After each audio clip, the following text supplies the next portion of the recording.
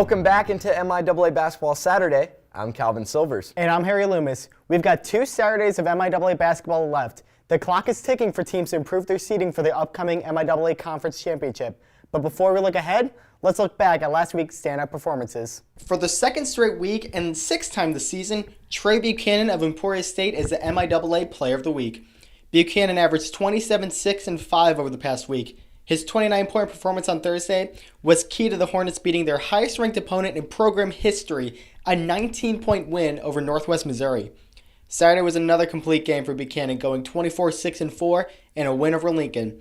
The Hornets are enjoying their best season since 2013-14, and Buchanan sits 6th in points in a single season at 652. With the race to make the NCAA tournament winding down, one player that everyone should have their eyes on is Washburn senior Tyler Guyman. I had a chance to sit down with Guyman ahead of the Ichabod's critical matchup with Northwest. We got a big Saturday in the MIAA, and I'm lucky enough to be joined by Washburn senior Tyler Guyman. Tyler, thanks for joining us today. How are you doing? Pretty good. How are you? I'm good. Thanks for taking the time. So for you personally, you've had to miss a little bit of time this season, but you're starting to come on strong. For a leader like you, how frustrating was it to have to miss time and watch on the sidelines, and how does it feel now to get back to the level you were playing at? Yeah, it was definitely frustrating because of the work I put in the off season, just first game kind of going like that, and then just not being out there for your guys. You can only do so much from the bench, so it's definitely tough. Right, absolutely. You guys sit 5th in the conference with 3 games to play after you win Thursday at Missouri Western. How confident are you guys that you can get a couple more wins and maybe move up a little bit in the MIAA rankings before we get to Kansas City? Yeah, I think we're playing some really good basketball right now. Guys are going out there playing confident and really playing well. So we're just trying to get hot at the right time and really see if we can make a run right here. Absolutely. And today, Saturday, you go to Maryville to play Northwest Missouri for the first time since you hit that buzzer-beating 3 to win the MIAA championship last year. What's the emotion going to be like walking back into that gym for the first time since that shot? Well, I've had a lot of games in there, so definitely excited. Northwest, best team in the country. Always fun to play because they play the right way, and it's always nice to go compete against them. So I'm excited, and we'll be ready to go. Yeah, it's going to be a great game to watch. So this is obviously your last season at Washburn. Are there any specific moments or memories that stick out to you that you can remember for a long time? Just definitely going to the NCAA tournament 3 of my years, and the MIAA tournament's always fun. Going to Kansas City, it's just we've had a great group of guys here at Washburn every year that I've been here, so it's been fun to be around. I just really had a good experience. Wouldn't change anything if I had to do it again, for sure. Yeah, that's awesome. And so, not to put a teammate on the spot here, but you're a sharpshooter, and Jalen Lewis, your teammate's also a sharpshooter. 3-point contest right now. Who wins? Oh, shoot. I don't know. I'm probably taking Jay Lou. That man's hit so many tough shots and big shots in his career. So that's my shooter, and probably wouldn't have the assist numbers without him. There you go. So, Tyler, you've had a fantastic career. Best of luck the rest of the way going forward for you guys. Yeah, thank you very much.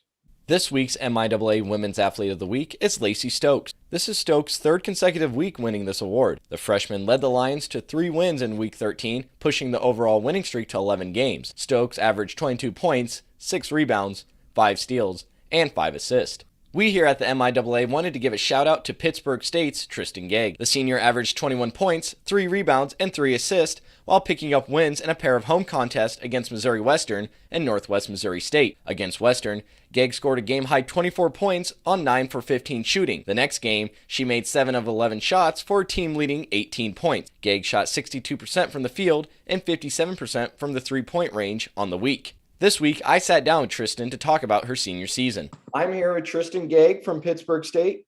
Tristan, how are you doing today? I'm doing great. How are you? I'm doing fantastic. And you guys are coming off of a last week where you won games against the then 21 ranked Missouri Western and Northwest Missouri State. who's just 2 spots ahead of you guys in the MIAA standings. What kind of confidence booster was it for you and the team to pick up 2 crucial wins like that?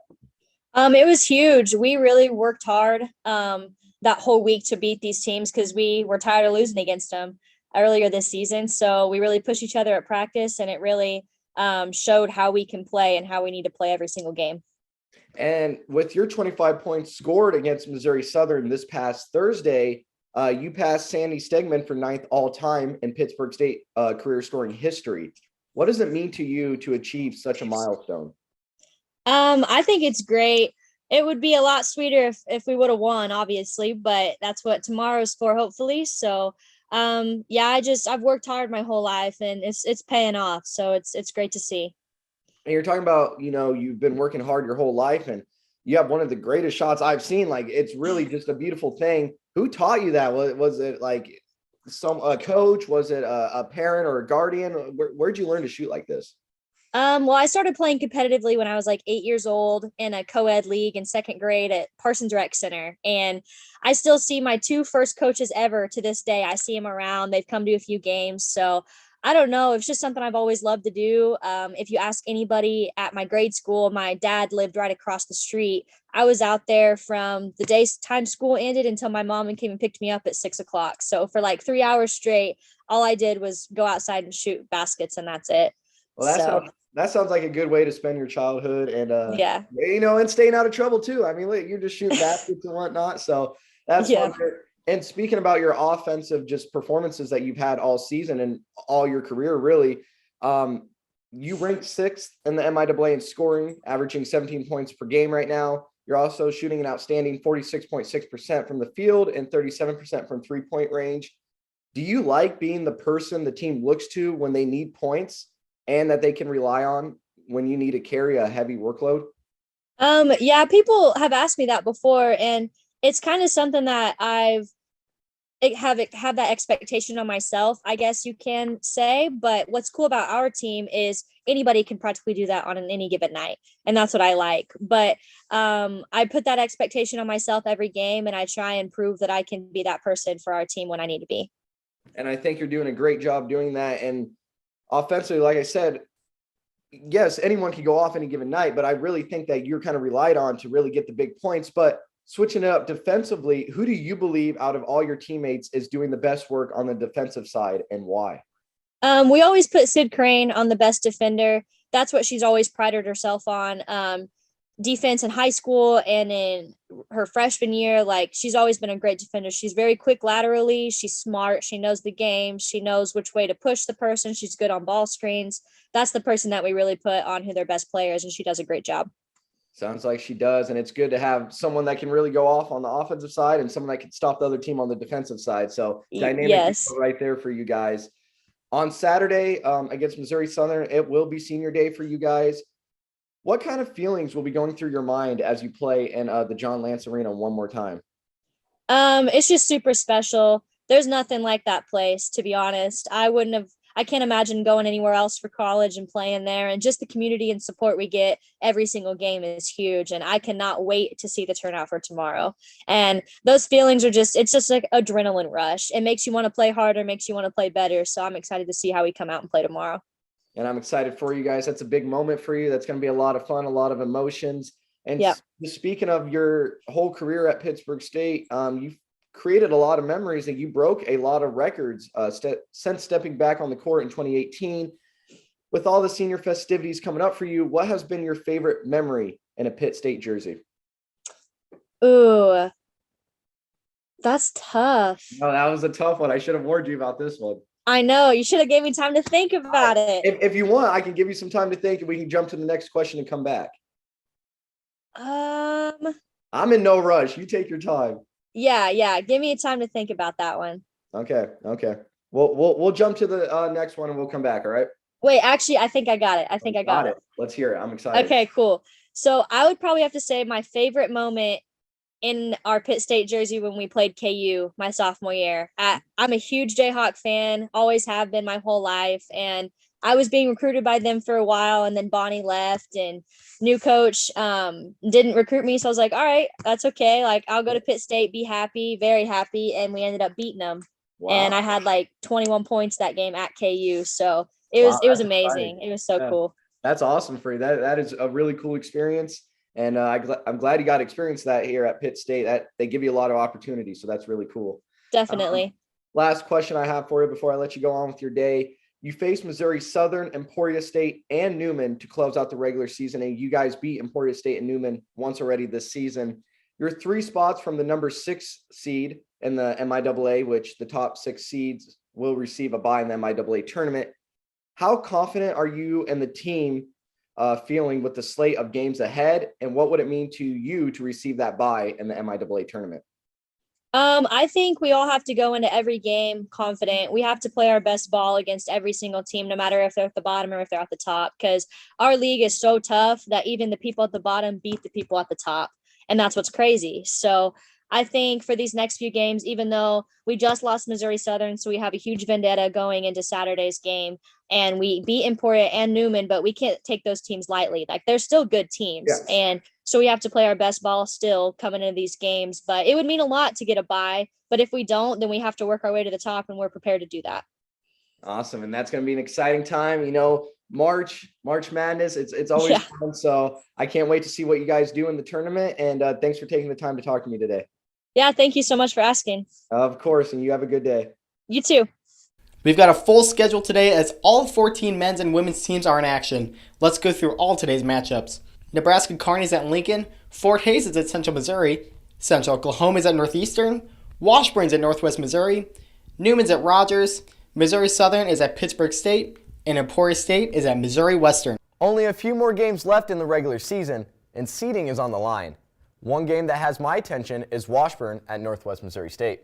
Both teams find themselves in the middle of the conference, looking for crucial wins to possibly propel them into the top 6 for byes in the MIAA tournament. The last time these two teams met was back on January 17th, where the Ichabods pulled out a 58-52 victory. Washburn will look to their hot-handed senior guard, Hunter Bentley. Bentley recently cracked the top 10 in scoring this season in the MIAA, becoming 9th overall while averaging 14 points per game. The last time these two teams met, Bentley was the game's leading scorer with 14 points and included 4 rebounds and 4 assists. Bentley is closing in on Letitia Yarnell, who played from 1984 to 88 for the 6th spot on the all-time Washburn scoring list. Northwest Missouri State has a senior guard as well, who will be relied on in this matchup in Mallory McConkey. McConkey leads the Bearcats in scoring, 12 points per game, made field goals 107, and double-figure scoring games with 14. McConkey doesn't just score, but passes the rock as well, being second on the team in assists with 43 on the season. Outside of the conference, McConkey is tied for 8th in the nation this year in highest field goal percentage in a single game among Division II players.